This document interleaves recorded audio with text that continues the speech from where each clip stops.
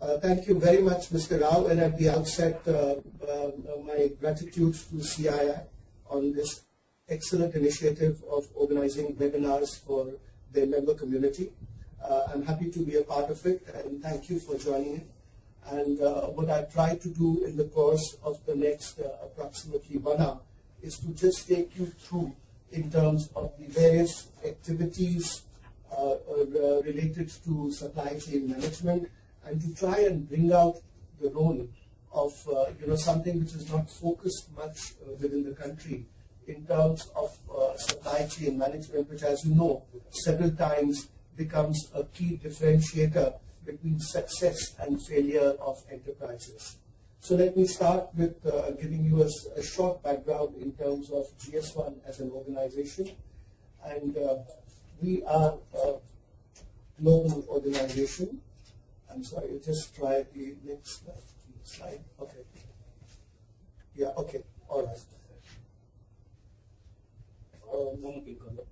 Sorry. Yeah. Okay. So GS1 actually has a connotation of global standards and global solutions as well. It's a not-for-profit organization, standards-based body, which is headquartered at Brussels, and today has a direct presence in over 100 countries. And we are actually developing standards used across 25 industry sectors. And important to understand that all these standards are done on behalf of industry members like you across the different sectors, and its basic objective is in terms of enabling collaboration between the trading partners so that you have more efficient, safe, and sustainable value chains through these global standards. Some of the, at the global level, the GS1 Management Board is represented very strongly by both the brand owners of the retail and the retail community, as you will see, including pharmaceutical companies and transport and logistics like DHL, etc. And they actually are the organizations which are driving the development and the adoption of standards across supply chains. As you will see, importantly from India, we have the Future Group represented, and therefore they provide, they really act as the spokesman of the Indian retail and brand owner community on the global board where standards are developed. Just a slight background related to GS1 India. We were set up in 1996 as a registered society by the Ministry of Commerce. And as you will see from the composition of our board, it's really a joint government industry initiative with CII being one of our very important founder members, besides some of the other apex trade bodies and the standards body, the Bureau of Indian Standards. What you would recognize us most commonly with is now the widespread adoption of barcodes on all the consumer products, and the number which appears below it, which starts with 890 signifying the country of origin of that product as India. And it's the same system which is followed across the world. So if you actually buy anything from retail, whether it be pharmacy, whether it be from the supermarkets, etc., anywhere in the world, what they are scanning at the point of sale for consumer billing is this unique identification of the product being sold, which is then linked to all other product attributes related to its price, etc., into the system of the retailer. And that helps them to do accurate and fast consumer billing, and also manage their stocks and do the replenishment and demand planning and everything else. Just an idea in terms of what is our overall vision and mission. And our vision is a world where goods and related information move efficiently and securely for the benefit of businesses and people's lives. And we'll talk a little more about it shortly. And our mission is to be the neutral leader enabling communities to develop and implement open global standards. So while the international body has been operative, for a long time, for over 40 years, in India we have relatively a brief history since 1996.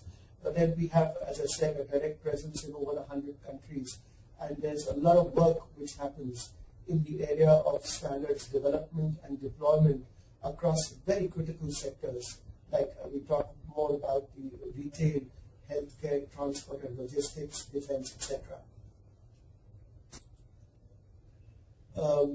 As I said, most commonly and most popularly, we are actually identified through the barcode. And just to give you an idea of how much it is adopted right now, there are over 5 billion of these barcodes which use these standards, which are scanned each day across the world. And as you will see, it is universally recognized on just about any consumer product that you buy. A small thing, but it has really changed 40 years ago the way businesses work. And just to give you a slight background in terms of the emergence of these standards, is that 40 years ago it was felt by the retailers as well as by the manufacturers that business was getting extremely complicated, particularly for the retailers. They had products coming in from thousands of suppliers and thousands and millions of products as well. And they had to have some method by which they would have all those products and all those suppliers identified in a unique yet a universal manner. And this is what contributed 40 years ago to the development of a unique code, which then got to be known earlier as the EAN code, as some of you may recognize it, which stood for the European Article Number, which was the predecessor to GS1, and the UPC code, which was the Uniform Product Code, which was till 2005 extensively used in the United States and in Canada. But subsequently, the world over, what is now recognized is the GS1 code, which is the 30-digit code appearing on all the consumer products. So let me deep dive in terms of talking about how all this fits in within the supply chains. And as you all know, the supply chains are today greatly focused in terms of their efficiency, because at the end of it, if you have an efficient supply chain, and the supply chain is not just what is internal to a manufacturer or to any other stakeholder, but a supply chain really must cover all the stakeholders. So right from the point, really right upstream, completely upstream to completely downstream, down to the level where the product is dispensed or sold out to an end customer or consumer. And there is a huge element of efficiency, or if I may say inefficiency, which is there, particularly when you're trying to optimize it across multiple stakeholders. So what we've done very well as companies is that we have optimized all our internal processes through ERPs and various other means. But what we have not probably done as well or as efficiently and effectively is being able to get all our stakeholders in and transfer those efficiencies across the whole supply chain. And if we actually do that, we may find that there are several areas of inefficiency which can get addressed, and this obviously would have an impact on the end product costs and on the top lines and bottom lines of companies as well. So I'll focus a little bit about it as I go into each of these areas, but what we are really looking at is efficiency in the supply chains, which have a direct impact in terms of the top line and the bottom line of companies. We're also looking at another important area related to safety.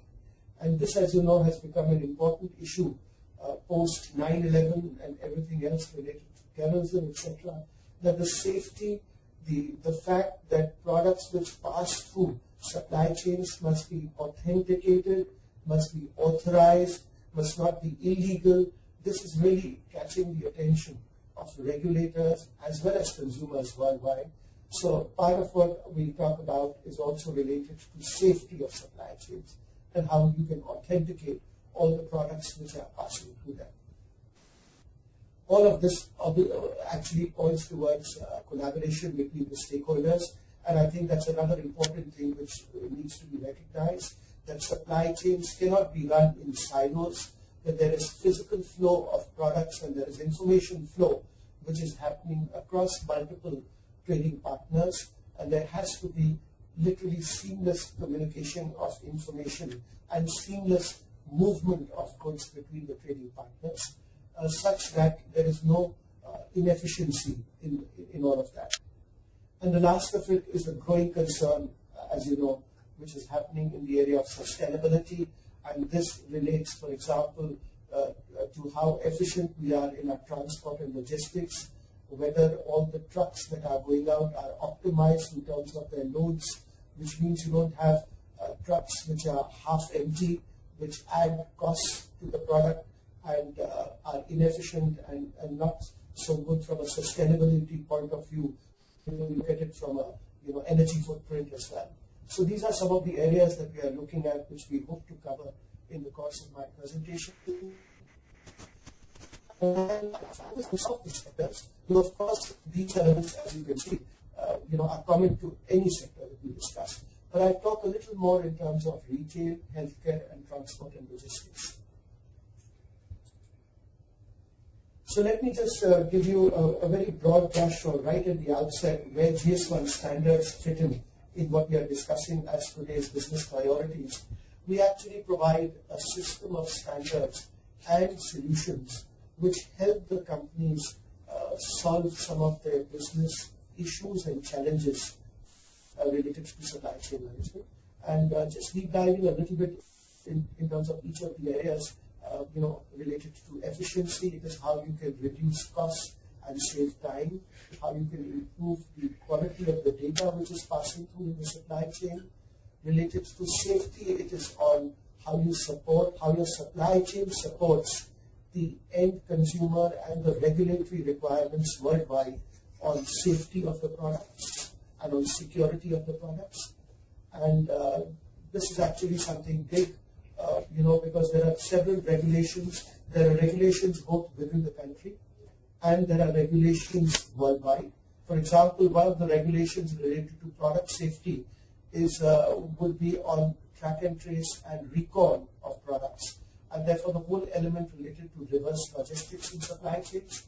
And there are regulations which will be brought out shortly by the Food Safety Authority of India as well, which will demand and ask for companies to have systems by which they are able to effect fast and accurate product recalls. And you know that these are recalls which keep happening across the world, despite the best of precautions that we take in terms of quality assurance. Things do go wrong at times, and at that time you need the ability to be able to recall the product throughout the supply chain with efficiency, with speed, and in a localized manner, so that you contain the potential risk or the damage both to the consumer and the liability to the companies as well. So safety really is an important and a growing concern in supply chains today. The third part is related to collaboration, and I'll talk a little bit about that as well. And the last part, as I said, is on how you can cut down carbon footprint, waste, and make your all processes more sustainable as well.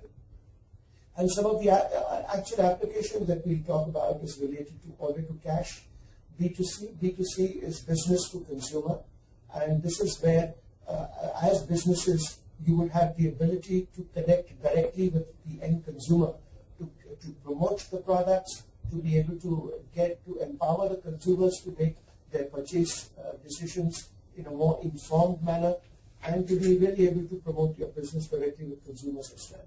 Product authentication and traceability and master data management. So what we'll talk about is three basic areas that GS1 works at to bring about this visibility in the supply chain and to make all these business processes happen. And they're broadly classified into three groups. One which relates to the basic, which is identification. Second one, which is related to data capture. And the third one, which is related to sharing the information in the supply chain between the trading partners.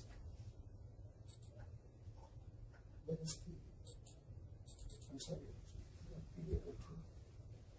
Okay, all right. Sorry. So these are the three buckets that I would be discussing with. The first and the most important one will be related to identification. And just to give you, as you would know, the importance of identification, I think we don't tend to understand how important something as simple as a unique and universal identifier is. And you know that this body which is being set up by the government which is the UID, the Aadhaar number as we are talking about, is just so important. It's such an important project. As you would have heard, 20 crore of our population of 100 crore have already got what is called the Aadhaar card. And what the government proposes to do is that a lot of the subsidies which are routed and made available to people are really going to be done through a unique code which each of us would have, which will help us in our banking transactions, which will help in the LPG cylinders management, which is going to help in anything and everything that we do.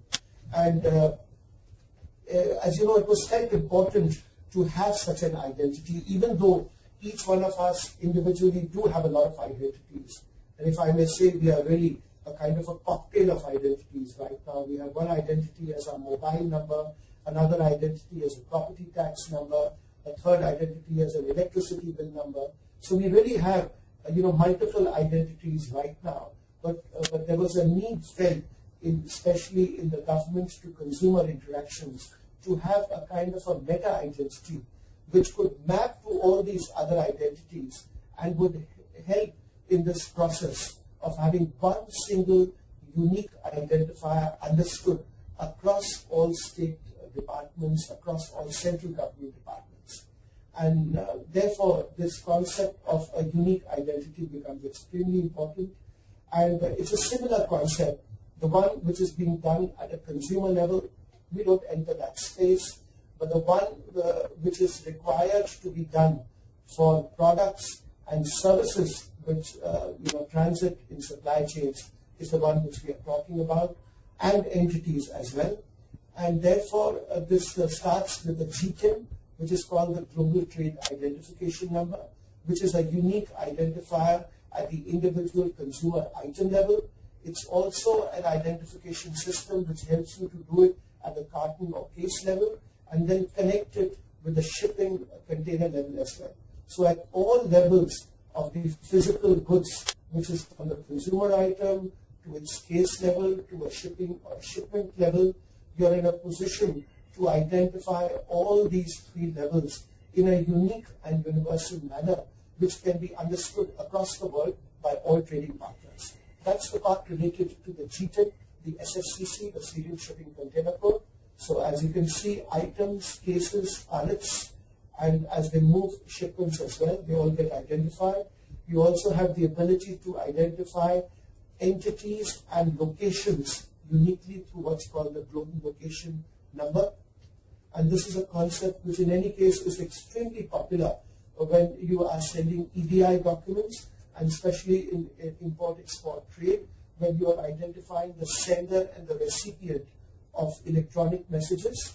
And particularly, as you can imagine, in the case of banking, when they are sending messages in terms of remittances, this becomes important when you have companies remitting money, paying the money to the bank transferring it across the shores to another bank somewhere in the world. You need a manner in which each of the companies is uniquely identified, and that's the concept of the GLN. So this range of identification covers physical goods at all packaging levels. It covers entities and locations. That's related to the thing. And then we come into the other bucket, which is related to the capture. So once you have identified all the physical goods, what you need then is the ability to be able to capture the information of all the goods in transit in a manner which is accurate, which is 100% accurate, and which breaks speeds. And that's where comes in technologies like barcoding, which, as you know, is today almost omnipresent. But as you would know, 15 years ago, just about no consumer product in India even carried a barcode today. And that's the work that we have been doing back end to make that happen, so that the whole experience and the whole processes of retailing and management of forecasting and replenishment becomes easy. So it's barcoding, very simple, just the pattern of, as you've seen, black bars and white spaces on product packaging.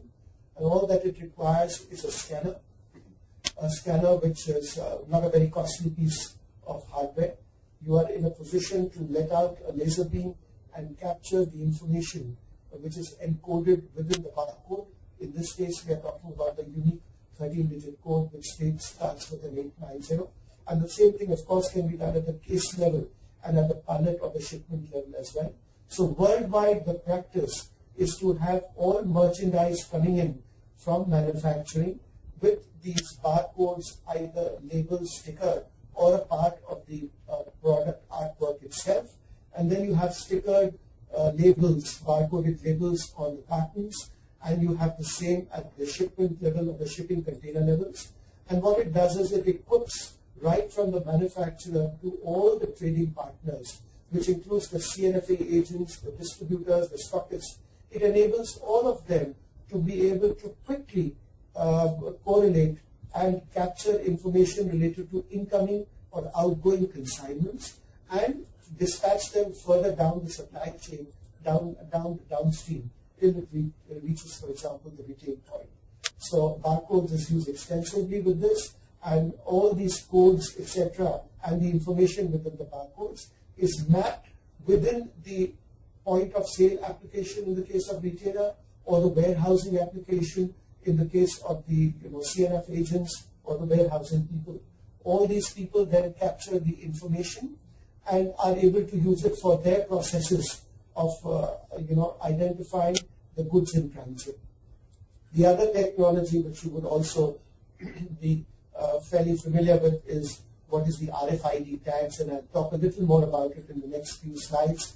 But radio frequency tags is something which enables data capture also very fast, and it also doesn't require a line of sight, and so that's also being extensively used across a number of sectors. And I'll take you towards, I'll talk a little more about it during the course of this presentation. But broadly, these are some of the technologies which are being used in terms of data capture. And the third major bucket is in terms of having captured the information. Now you need to share it with all the trading partners within the supply chain. And the kind of information that are going to share is basic data, which is called the master data, transactional data, which is related to invoices and purchase orders, etc., and physical events data, which is related to capturing information about the physical movement, actual movement of the goods.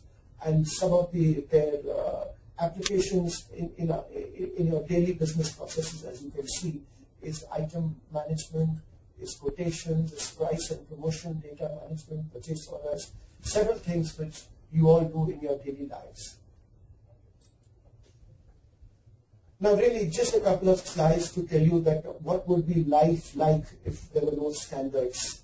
And just to give you an example of it, just look at this as a simple shoe and see the kind of challenges that we all face as consumers in just buying a shoe. Just look at it, how a shoe gets identified in different countries, by the size. So just imagine the complication if even the size is understood differently by us. And we have all experienced it as well. We've experienced that we've gone ahead thinking that this is the size of the shoe or the shirt that we are buying, and then we find that no, it seems to be different from brand to brand. And we realize it, with grief after we bought the purchase, but it just brings out the importance of why standards are really so important. And as another very familiar example, you see this huge number of plugs and sockets and everything else. I mean, every time you change your mobile phone, you have to change the charger. And I think that's extremely irritating to all of us. And we land up having to keep track of chargers. And in a family, as you can see, there are 4 mobile phones. You could have 4 chargers within the family. So, it really, that's how this whole thing about standards becomes important. It reduces inefficiencies. If you don't have standards, as you can see, there's inefficiency, there's greater risk, and there is cost. And finally, those costs are getting passed to consumers, and it's adding to complexity in the supply chain as well. So really, standard is something very logical from our perspective as a consumer and from the perspective of industry as well. So therefore, what JSON really does is to provide, if I may say, the keys, identification keys on which these standards are built. And what I talked about a little earlier in terms of the identification keys, So they are in terms of the global location number, which is identification of companies. And besides the companies, even within the companies, it could be departments, it could be branches, it could be whatever else, in a manner which is understood and recognized all over the world.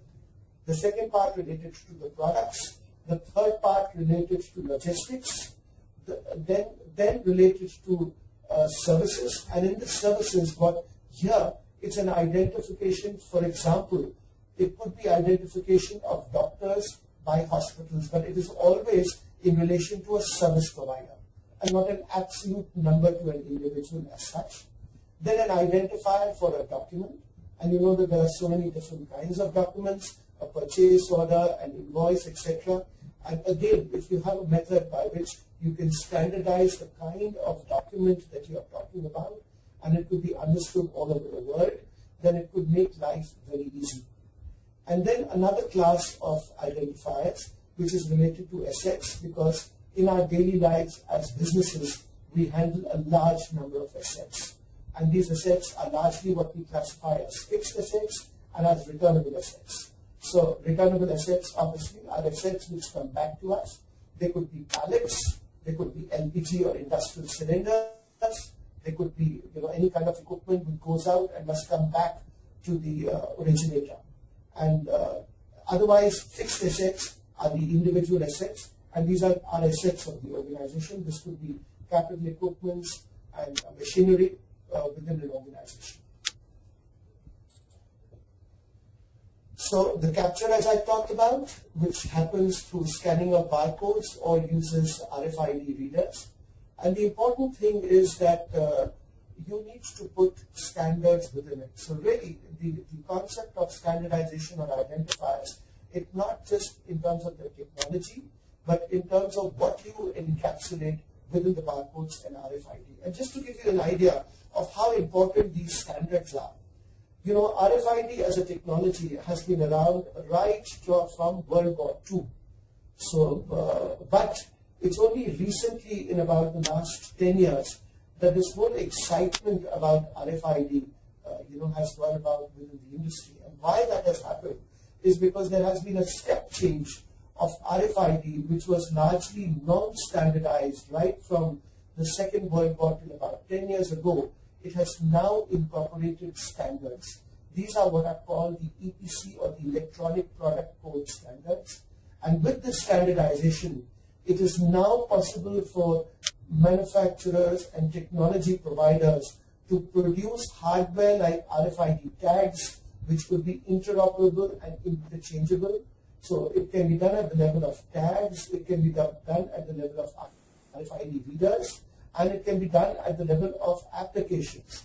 Now, by virtue of moving into the realm of standardization with an RFID, it has exponentially expanded its usage and potential applications. And we'll look at those a little shortly. So within RFID, and many of you may already be familiar with it, but this was work which was initiated and done by the MIT at Boston in the US. And since 2004, these standards have been out, and their ownership is with GS1. And there is a whole suite of standards. They are more popularly known as the EPC or the Electronic Product Code Gen 2 Air Interface standards. These are the standards to which RFID tags today in the UHF or the ultra high frequency range are manufactured, and they're the ones which are being used widely across industry sectors, from transport and logistics to healthcare to retail, etc.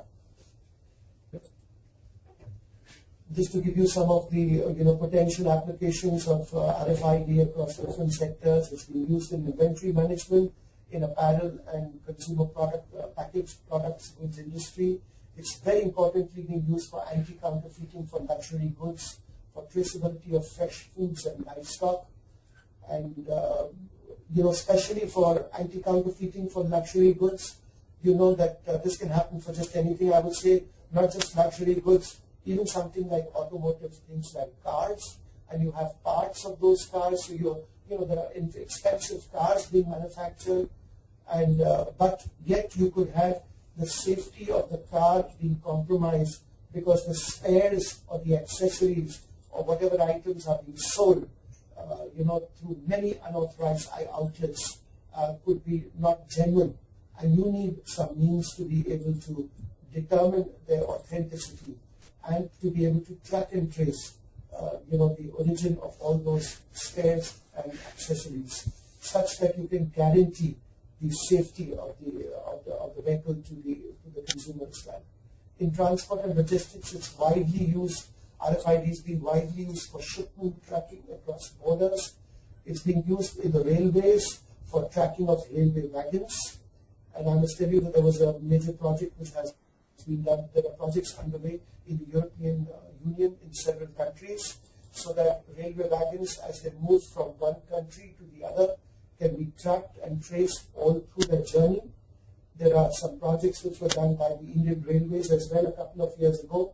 They have been more in the realm of pilot projects, but they are very important because, Indian Railway is a huge network, and they find at any point of time they don't have a complete handle on all the railway wagons which are there, operating across the country.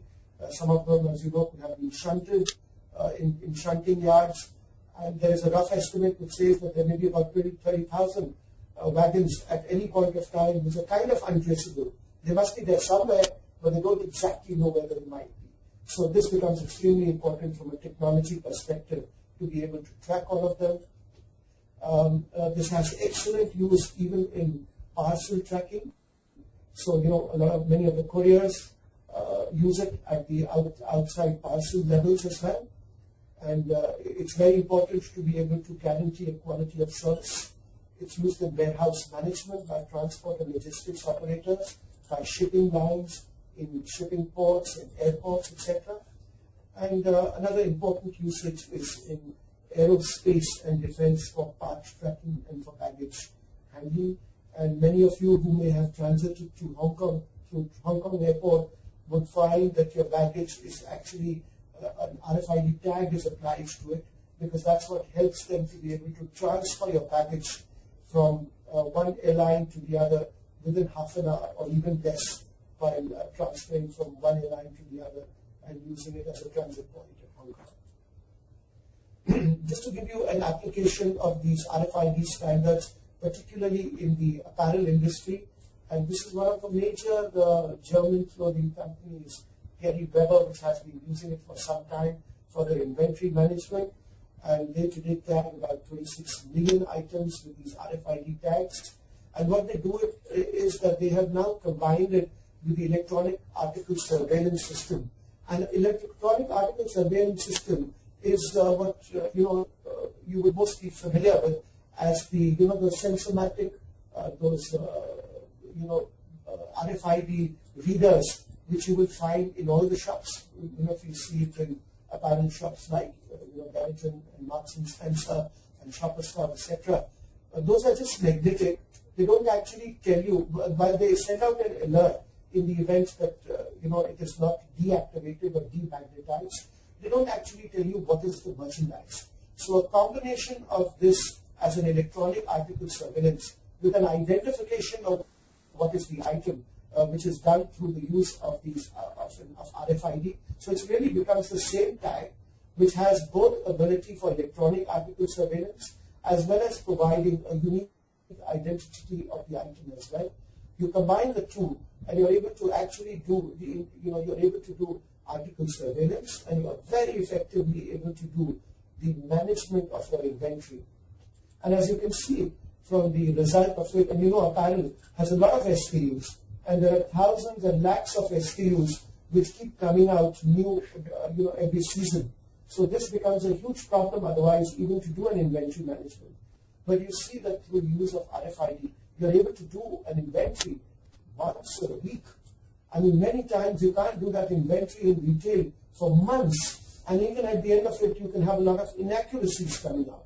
But you can see here that you have the ability to be able to do at least an inventory once a week, and within a time of just 30 minutes. That's huge, which means all the potential loss or pilferage or shrinkage which may occur, you actually have visibility to that, and you can take corrective action to it as well. It also helps in rapid replenishment. And as you can see that it has a direct impact in terms of your top line growth with 2 to 3% sales increase per store.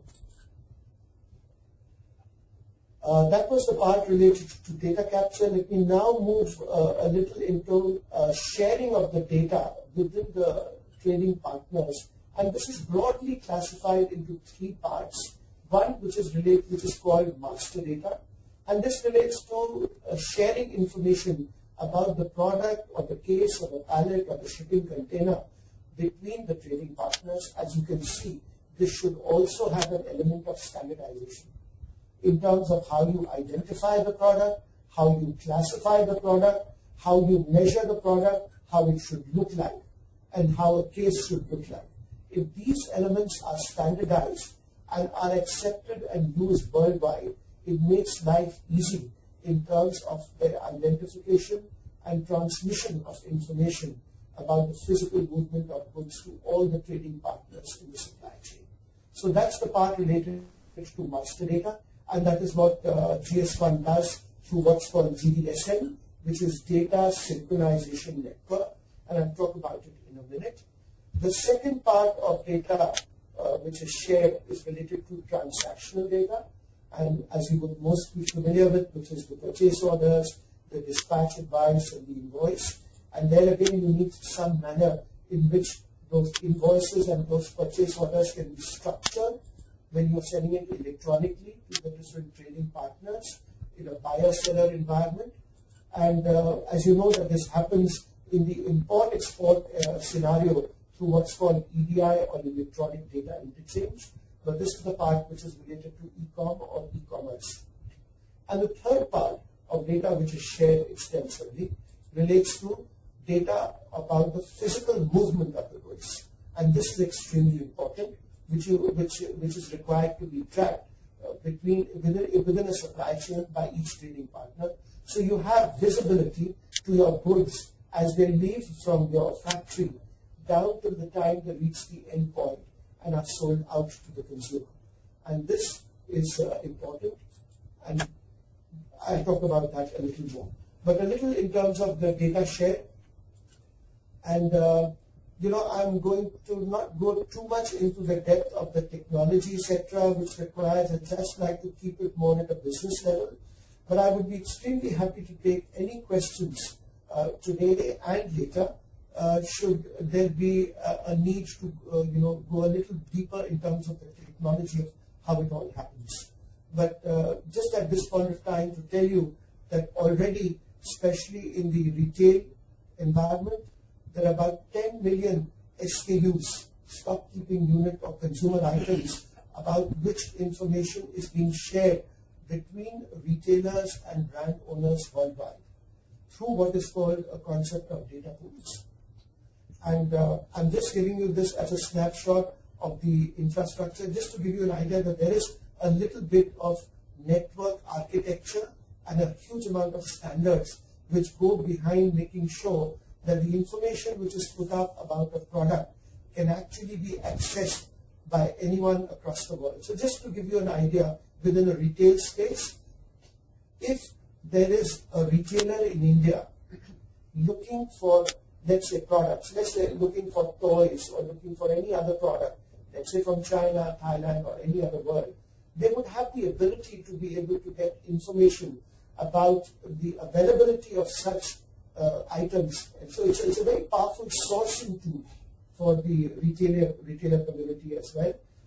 Incidentally, this is also being extensively, will be used in the future by customs organization, so that when all the products are passing through customs, they would be in a position to give it a green channel clearance or send it out for further inspection, because they would get connected to product information about what's going through. But as I said, my objective is not to go into the detail about it. I'm happy to take questions from you later on this. Just to bring out the importance of how important is this quality of data, product data, and consignment data in India. We actually did a study, in the year 2011, which was done under CII. It was done under the aegis of the CII National Retail Committee, and a comprehensive report was brought out. It was called the India Data Crunch Report 2011. It can be accessed on our website, at the URL which is given below. But in this study, which was actually conducted by IBM and us, and it brought out some very important statistics. It was a study done, where some of the leading retailers in India participated, along with the leading manufacturers of consumer goods. And the idea was to study what is the level of the product data mismatch between the retailers and the suppliers. Because, this is at the core of all the operations within the retail sector. And you will be surprised if you see the statistics. 70% of there was a product data mismatch between the information which was held by the retailers about the products which they were selling and the information which was provided by the suppliers to the retailers. That's huge. And what we did was we actually extrapolated it in terms of potentially what does it translate to as a loss. And it was a loss of 40 to 50 billion rupees, which is estimated in 5 years if product data quality issues are not addressed by the sector. But I've just highlighted a couple of those recommendations, but a lot more of it you can access through the report, which is a very detailed report. I must tell you the point of, if I may say a point of comfort was, we did this study after similar studies were done in a couple of countries. It was done in UK, it was done in Australia, and we actually were just the third country to do this report. The idea was that they're going through these pain areas, and they've got legacy systems. Relatively, our organized retail and our manufacturing, supplying to organized retail, that's relatively new. So if they could address these problems now, they won't need to go through the pain areas which are being experienced worldwide. Okay, let me then go into the transactional data, which is how you transmit, purchase orders, invoices, advance shipment notices between the trading partners. So how it goes out from the manufacturer to the intermediaries and finally to the end buyers. And as you know, broadly it's used through EDI, electronic data interchange. Within the electronic data interchange, which follows the UN EDIFACT standard, GS1, for the convenience of the industry, has brought out 2 application guidelines. It's not very easy, especially if we talk of small and medium enterprises. It's not very, and who are, for example, into exports, it's not very easy for them to move to EDI. So what GS1 has done is to have brought out 2 simple application guidelines, one which is called EA-INCOM and the other one which uses XML. And those are incidentally available, can be freely downloaded by anyone, and you can use it for transmitting of your purchase order, etc., especially if you have a requirement coming from your buyers worldwide. Another key application of this, this application of electronic transfer of business messages is in what is called, paperless supply chain or an order to cash. And I'm not going through detail about it, but just to give you an idea that this whole process from order to cash can take place in an electronic manner using these standards. And another major application of these electronic business messaging using these standards in what is now becoming extremely important, which is e-procurement. You know that the government has a very ambitious plan of moving everything onto e-procurement as well. And this is happening, has happened in several countries of the world. And again, these are standards where we have provided the implementation guideline. So if you plan moving on to e-procurement with your suppliers or with your buyers, we would be happy to assist you and provide you guidance on how to do it in line with the global standards. Let me now go into the last part of data, which is related to sharing information and providing visibility to all physical movement of goods in the supply chain.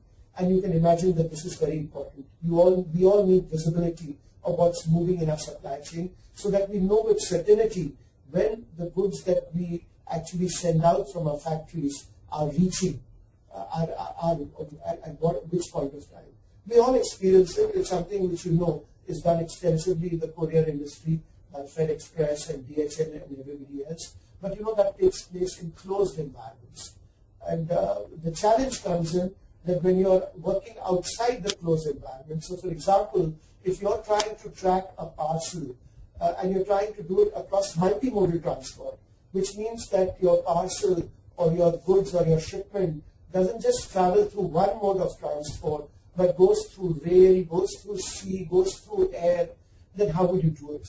Now this is where comes in the importance of standardization. If you don't have common standards being used by different multimodal transport systems, you have a problem in being able to communicate the information and get visibility to your physical goods. So this is the other area of standards, and therefore this is a global standard for sharing physical event through what's called EPCIS, which is Electronic Product Code Information System. And what it basically gives you is answers to what is the product, where is it, when was it, and what is its current disposition. And just to give a little detailing in that, please don't focus on the word EPC, just look at it as the product. So what is that product? When was it manufactured, and all attributes connected with it, the batch number, etc. And its purchase order, shipment, etc. Where is it, that product at this point of time? When is it, where it was, at what stage? And where is it right now? Is it at a receiving stage? It's at a shipment stage? It's active? It's inactive? Etc.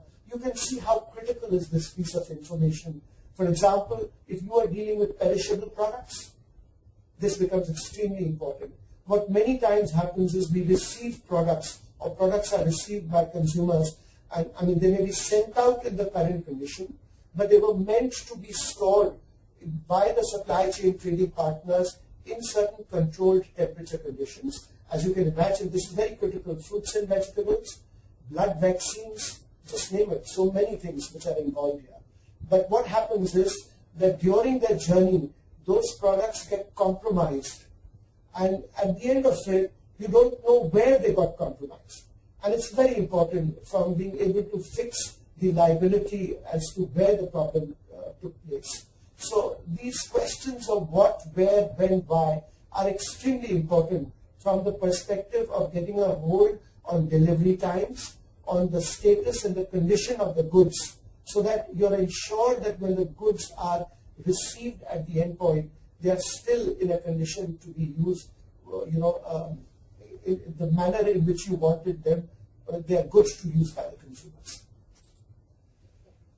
I don't wish to take you inside the architecture, but just to tell you that to make all this happen in terms of the information share, there is a number of standards. And I don't say solutions, because what we are not talking about here is solutions. So there could be several solution providers providing services of what, when, where, and why to the community by using what's called EPCIS standards, which are available freely and across the world, and which can be incorporated into the systems of the manufacturers by the solution providers.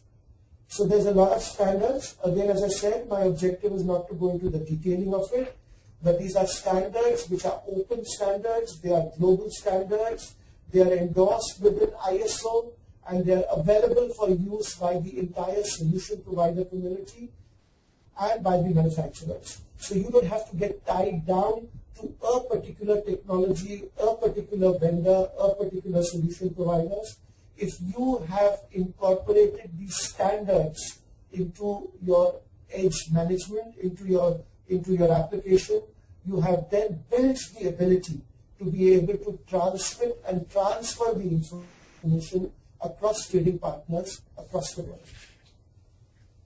So that was the part related to everything I've talked on: identification, data capture, and data share. Let me now talk about some of the applications of those standards which we commonly encounter. One of those is related to traceability and recalls.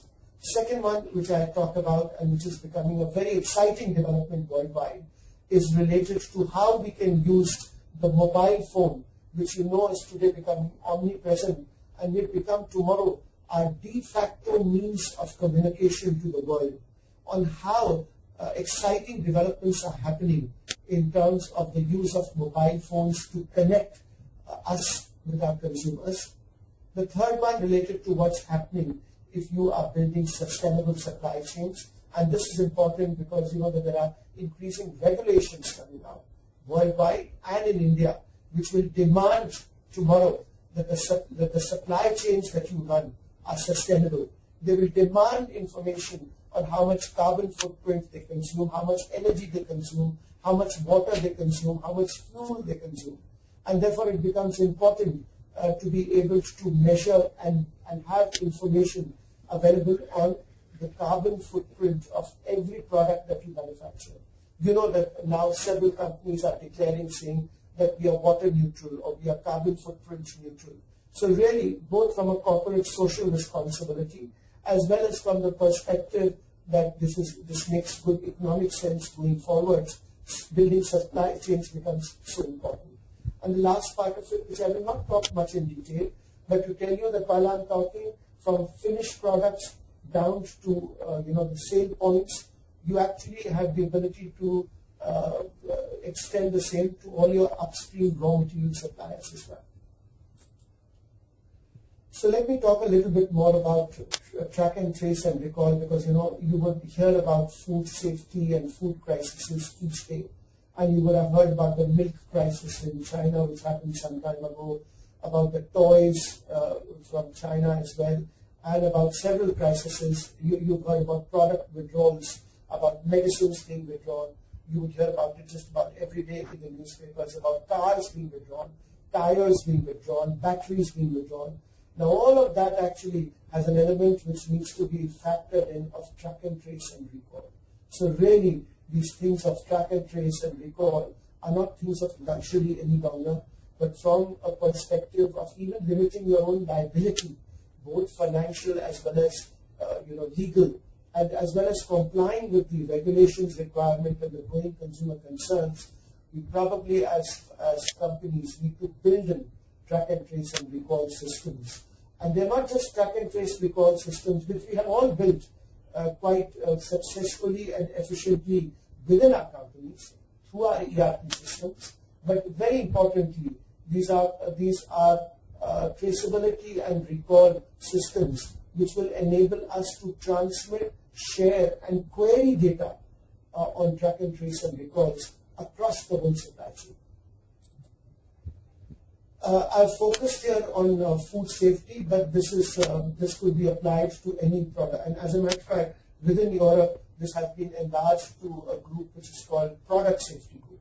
So it's not specific to food safety. For example, one of the prime concerns they are looking at is trolleys being used for infants, and they're looking at safety factors related to that in terms of where are the caster wheels coming from, or fixing the liability that if there is some injury or even a fatality due to defective trolleys or prams, they would be in a position to fix the liabilities. So really this area of safety covers all products. I have focused just for simplicity related to food, and just to tell you how complex it becomes when you just look at it, even just from a perspective of food. All these which you see are different requirements, legislations across the world. The BRC, for example, is the British Retail Consortium. They have one standard or one requirement for traceability. IFS is the one by the German.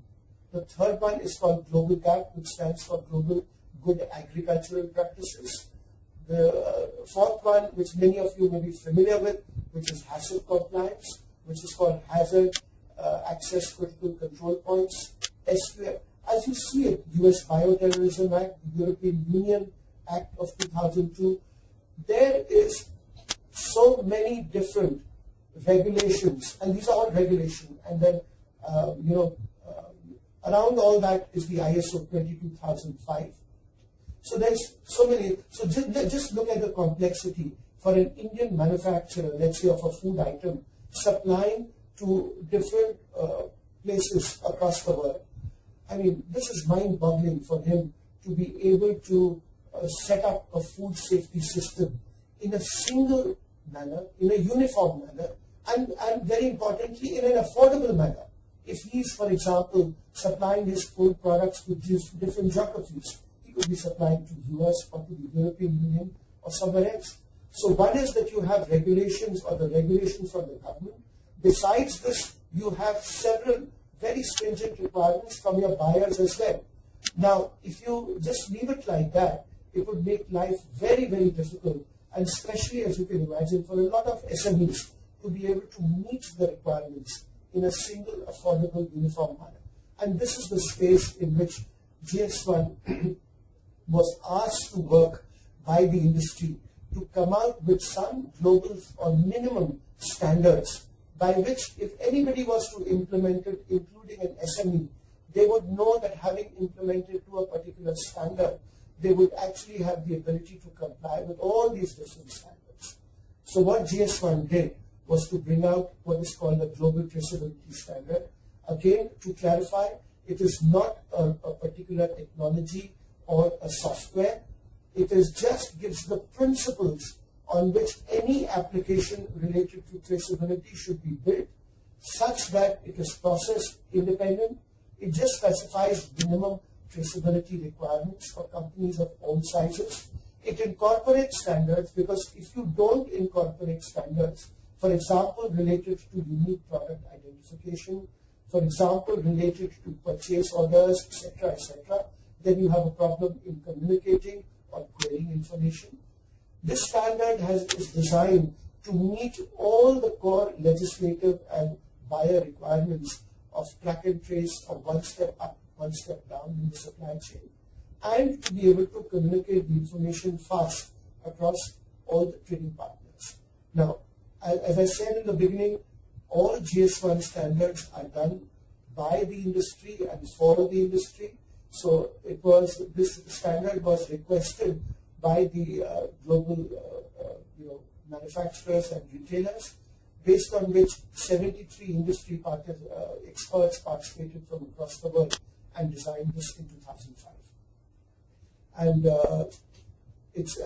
an actual implementation happened of this within India itself by APIDA, and has been used very successfully for grapes. So today they are in a position that if there is a problem with a packet of grapes sold out in Europe, which has originated out of India, they actually can, in national alert system, tell you exactly from which farm it has come. So the situation which they had a few years ago, where they could not even know, and the entire grape from India has got blacklisted at periods of time. Now there is an opportunity to actually, pinpoint where those offending batches have come from, and only remove those from the supply chain. And therefore the entire, from a brand equity of the country, from the brand equity of the company, the producer, and everyone else, that doesn't suffer. Having talked about traceability, let me just provide the logical linkage of it with recall, because recall is something which is overlaid and built over a solid track and trace system. If you have a good track and trace system across the supply chain, you would then have the ability to be able to recall.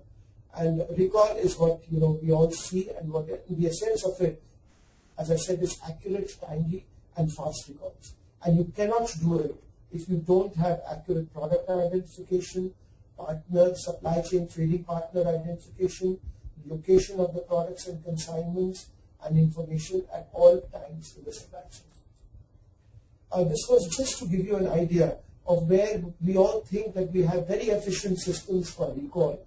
This was an actual study done by this agency called AMR, which is a very respected agency in the United States, in 2008, of the top 200 FMCG companies, and it studied what is the status related to recall. And just to give you an idea, it said it took 18 days to even be able to declare that yes, this is an item fit for recall after all the quality testing was done. It then took 42 days to effect a recall. So as you can see, a total time of 60 days had already been spent, by which time as you can imagine, 2 months, an offending product continued to get sold in the marketplace across the world, with increasing liability and exposure of the manufacturer as well as the retailer to potential liabilities, both financial and legal. And you know, particularly worldwide, those liabilities could be huge. They put you out of business and can have very serious consequences.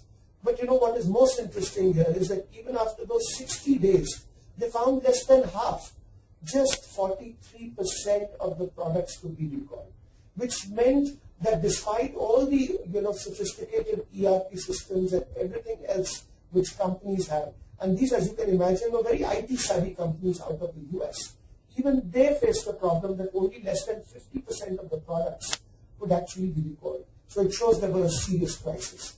And one of the things, therefore, which it led to was the creation of recall standards, which is also coming out now as the ISO recall standard, and where GS1 is providing all the knowledge it has in the development of that standard.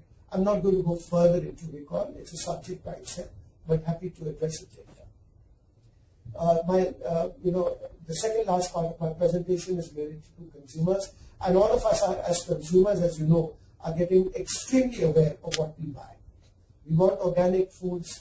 We have whole grain bread and not white bread any longer, and we are demanding several things today.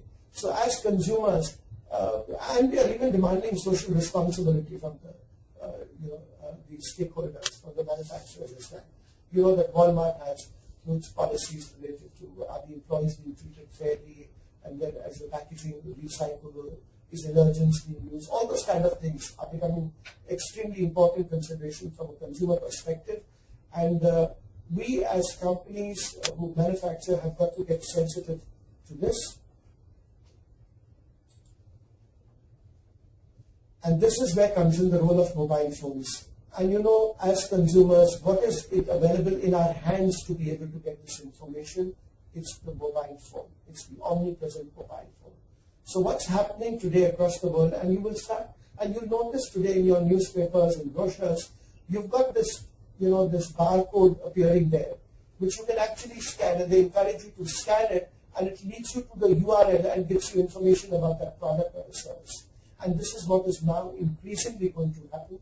And therefore, the barcode on consumer products, you can actually scan today, and you can link it, but what you need to link it is a trusted source of information. And you link it to a trusted source of information where you can get all the added information which a manufacturer may like to communicate to a consumer from a perspective of promoting that product, whether it be in terms of its organic, product listing or whatever else. So extremely important for companies to get, sensitive about. I'm not going into the technology. These slides, couple of slides have been put up only because if there are solution providers which are part of this webinar, I would encourage them to go through it. This presentation will be available through CII to all the people who joined in, but happy to take questions and something at the end of it. And a huge number of services available through mobile phones, coupons, loyalty, advertising, payments, self-scanning, self-checkouts, shopping lists. Many of you as technology providers will already be familiar with it. Most importantly, they again need standards and sources to connect to trusted source of information. That's the role GS1 plays in it. The last part related to sustainability, again standards required by how you measure sustainability. GS1 is in the process of developing the metrics for over 30 environment, economic and social indicators for packaging and sustainability.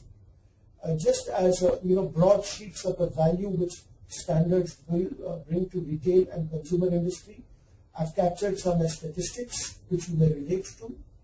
Very significant, as you can see, whether it's on raw material inventory control, it's on supplier availability, several areas. 32% less out of stock. That's a direct benefit to your top line and your bottom line as well. And let me then just take the last part of it related to healthcare. For some of you who may be associated with this industry, one of the big things is your medicine going on right patient, right medicine, right dosage, right route? And this has become a very, very important consideration today. These are some of the problems particularly being faced in healthcare, but not specific to healthcare. Outside medication errors, counterfeiting, traceability, product recalls, manual interventions. So again, common issues. Then transport and logistics, as I said, we need common standards in multimodal transport. Again, GS1 has developed the same. And these are being extensively used, whether it's on surface transport, by rail, by ports, all kinds of areas. Within India, some of the areas where it has been mandated by the government, actually over 10 years ago, the first retailer, if I may say, in the country was Canteen Stores, and it's really the largest retailer in a manner across in India. Alcoholic beverages, fresh foods, and more recently healthcare. From a perspective of counterfeit detection, all medicines which are exported will need to use barcodes and GS1 standards, and it's going to happen for domestic products as well. Wide acceptance of these standards by the entire retail community especially. And several international bodies which collaborate with GS1, as you can see, just everybody, whether it's in the area of blood transfusion, food safety, whether it's, including, by the way, the magazines and the books that we buy, what's called the ISBN number, the 978 and 977 behind all the books, is also a GS1 code, World Health Organization, and FDA in the US, World Customs Organization, several other bodies. Everything that we've talked about as standards is not proprietary, and just to give you a flavor that these are all part of ISO standards. Thank you very much. That's just a snapshot. I'm happy to field some questions from you.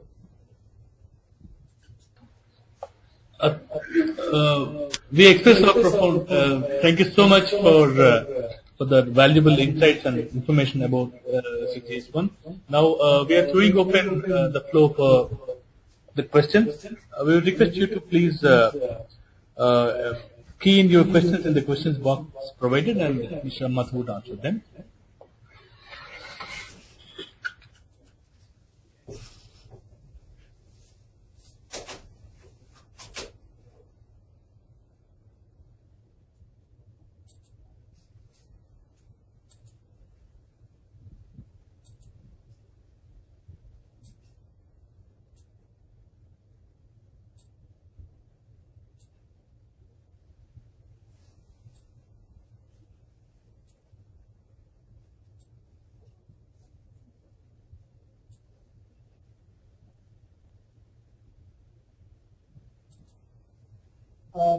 Thank you very much for your questions, and what I try to do is we try and answer as many as I can in the time which is available to us, which is till 12:30.